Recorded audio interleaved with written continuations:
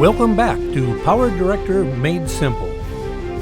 I've received a few questions from people asking what is the best method of getting their media files from an Apple iPhone onto a PC so that the video files could be readily available for editing using Power Director. In this video, I'm going to discuss the simplest and easiest method of all, using a direct cable connection between the phone and the computer.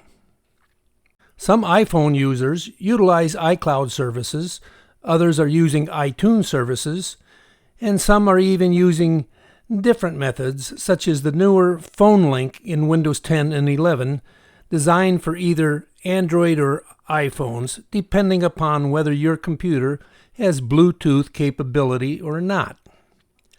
But using iCloud or even iTunes may seem easy, but once you consider the cost required for those accounts and the time required to upload the video files that could be 500 megabytes or larger over your internet upload speed limitation of maybe only 10 or 12 megabits per second, then it becomes clear that there must be a better and faster method.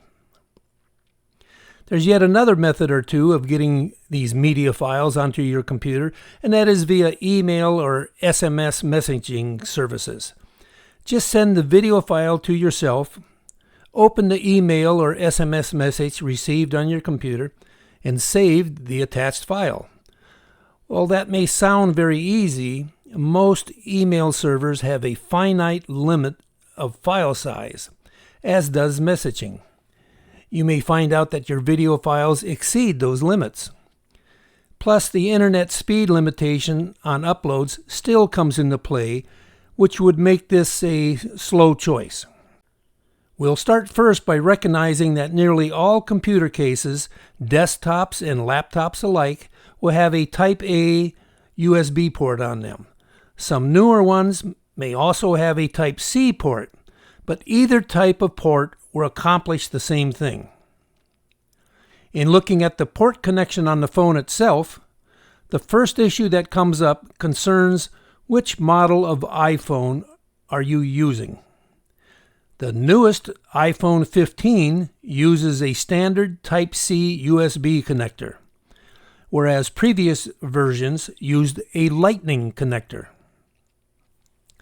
That means you are going to need either a Type-C to Type-A USB cable for iPhone 15s or a Lightning to Type-A cable for older models of iPhones. If you still have the original cable that came with the cell phone, then you should use that. If you need to purchase a USB cable, make sure that you get a high-quality one that is good for data transfer and not one designed solely for charging the phone. Amazon is famous for selling very cheap USB cables with only the power pins that are connected, and the pins used for data transfer are not used at all. Let's take a close look at the direct cable connection to an iPhone to see how it actually works. Because unlike cameras and camcorders, cell phones have certain privacy rules embedded in the operating system and do not automatically allow a computer to view the contents on the phone. So there are one or two steps needed in order to accomplish that using a cell phone. Once the cable connection is made, the iPhone will probably show up in Windows File Explorer as an attached device, but you cannot yet access it to see any files. There will be a security message appearing on the screen of the iPhone asking you to allow this device to access your photos and videos. If you click Allow, then all of the folders that contain photos and videos will be seen in Windows File Explorer. You can now copy them over to your computer's storage drives. By the way, I suggest you use this method to occasionally back up all your media files on your phone to your computer in case of theft or damage. That's all there is to it.